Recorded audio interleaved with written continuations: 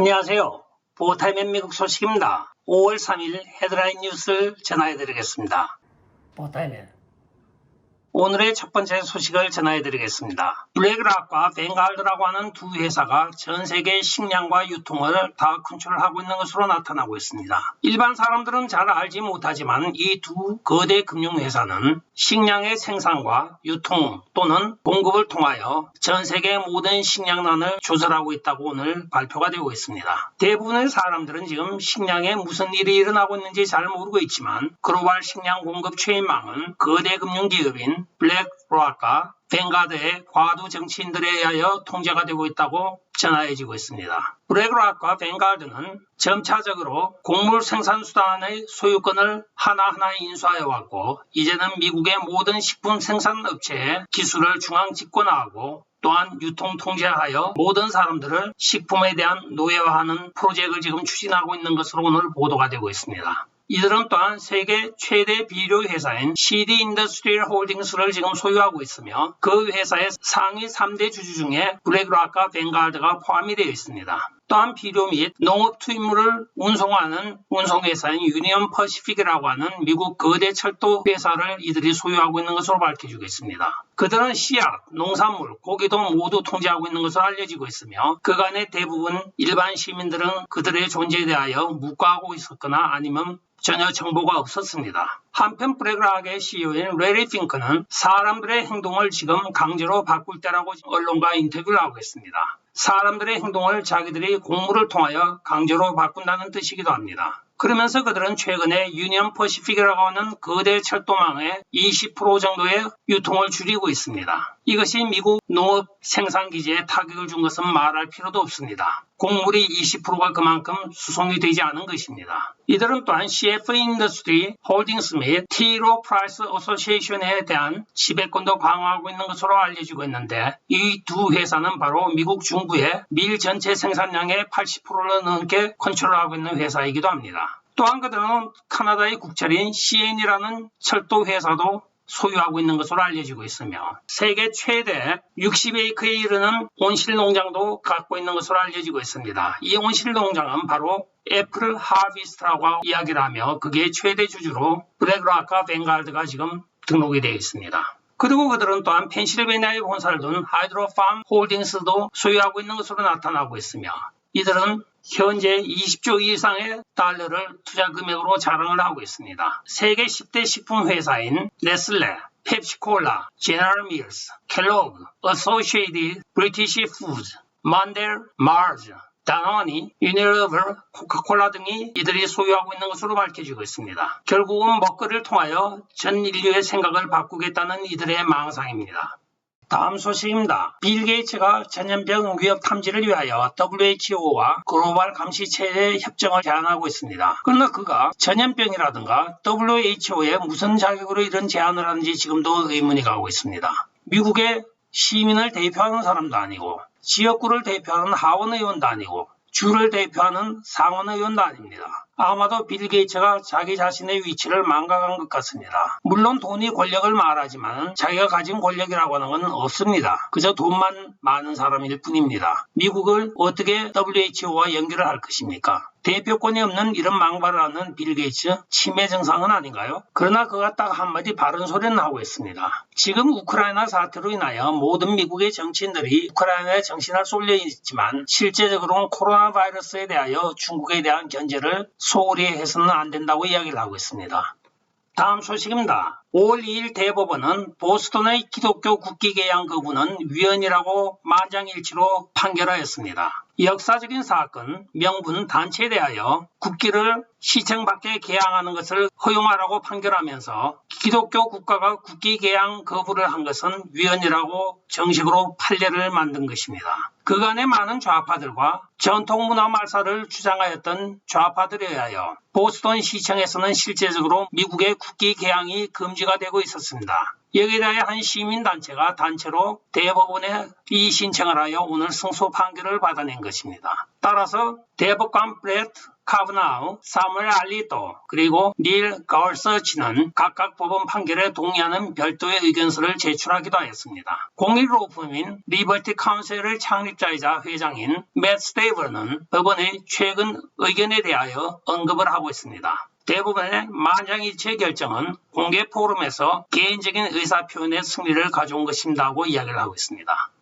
다음 소식입니다. 조 바이든이 36년 동안에 달라웨어의 상원의원을 지난 것은 사실입니다. 그러나 그가 이슬람 명절인 이드 알피르트의 달라웨어 주 하원의원인 마디나 앤턴을 맞이하여 그녀가 달라웨어 주를 대표한다고 먼저 소개를 하였습니다. 그리고 그녀는 달라웨어 주립학교에서 연구원으로 일을 하고 있으며 우리는 그것을 개인적인 특권의 관점에서 나온 것이라고 보고 있다고 말을 하였습니다. 여기까지는 좋았습니다. 그러나 그가 그 다음에 쓴 말이 지금 회자가 되고 있습니다. 그의 주장에 따르면 달라웨어는 그간의 상원의원이 전혀 없었다고 이야기를 하고 있습니다. 달라웨어는 1787년도 미국 헌법을 비준한 최초의 주이기도 합니다. 이는 달라웨어가 미국의 상원이라는 제도를 출범한 이후로 지속적으로 2명의 상원의원을 선출했음을 의미하고 있습니다.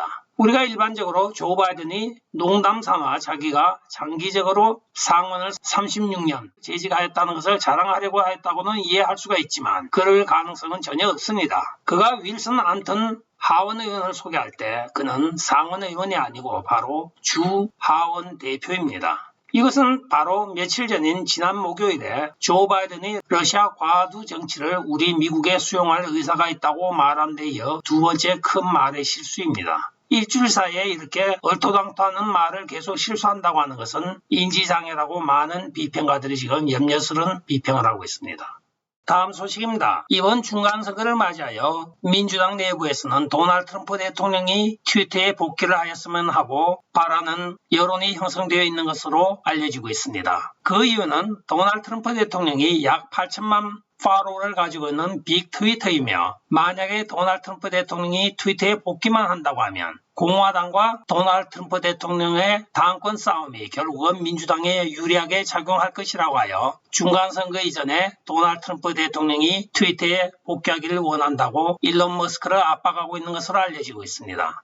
다음 소식입니다. 조 바이든 행정부가 타이틀 42를 5월 23일자로 마감을 하고 국경 개방 정책을 추진하고 있습니다. 그러나 오늘 민주당 내부에서 밝혀진 자료에 의하면 이 국경 개방 정책이 결과적으로는 자기들이 약 50만 명의 불법 체류자들을 사면하려고 하였던 민주당의 계획을 수포로 돌리고 있다고 발표를 하였습니다. 그 이유는 공화당원들이 그간에는 상당히 포용적으로 민주당원들이 이민자들에 대한 정책을 약간은 도와줬으나 이번에 타이틀 42라고 하는 도널드 트럼프 대통령 때 국민 건강을 위한 팬데믹 상황을 고려하여 CDC가 발행하였던 것을 없애므로 공화당 전체의 모든 분노를 사게 되어 어떠한 사면 정책도 지금 추진할 수 없다고 오늘 밝히고 있습니다. 이들은 사면을 통하여 이들에게 투표권을 줘 민주당을 지켜하려고 하였던 그들의 노력이 수포로 돌아간 것입니다.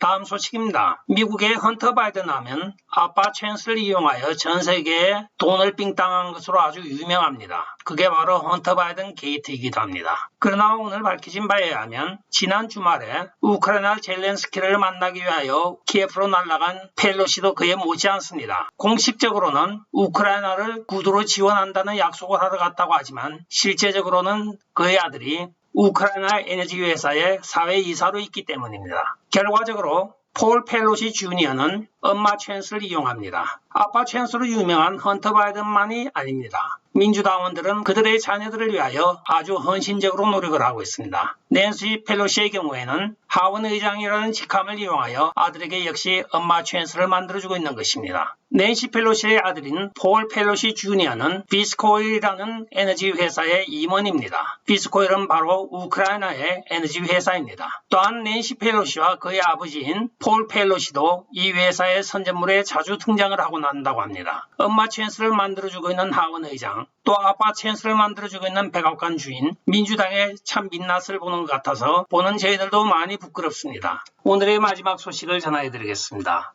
미국 대법원 앞에 지금 바리케이트가 쳐지고 있습니다. 이 사건은 바로 1973년도에 판결되었던 로 대 웨이드 사건이 50년 가까이 된 세월이 지나는 동안에 판결 번복을 위하여 대법원에서 지금 심의 중에 있기 때문입니다. 이 로 대 웨이드 사건은 바로 1973년도 헌법에 기초한 사생활 권리가 낙태의 권리를 포함하는지 안 하는지 하는 데 대한 논쟁이 되기도 하였던 판결이기도 합니다. 이 판례에 따르면 여성은 임신 후 6개월까지 임신 중지를 선택할 헌법적인 권리를 가진다고 판시를 하였습니다. 그러나 최근에 의학의 발달로 인하여 태아의 인간 자체로서의 생명은 언제부터 적용하느냐에 대한 여러 가지 논란이 일고 있었습니다. 이에 대하여 대법원이 로 대 웨이드 사건에 대하여 번복이 결정되는 것으로 여겨지고 있는 가운데 많은 여성단체들과 극좌파들은 여성에 대한 족쇄라고 하면서 반대 시위를 워싱턴 DC에서 계획하고 있는 것으로 알려지고 있습니다. 또한 일부는 이 판결문에 대하여 사전 유출이 되어 이것이 번복되어진다고 하자 수많은 여성 인권가들과 또한 낙태 지지자들이 워싱턴 DC로 지금 몰려가고 있습니다. 알리토 판사가 초안을 작성하여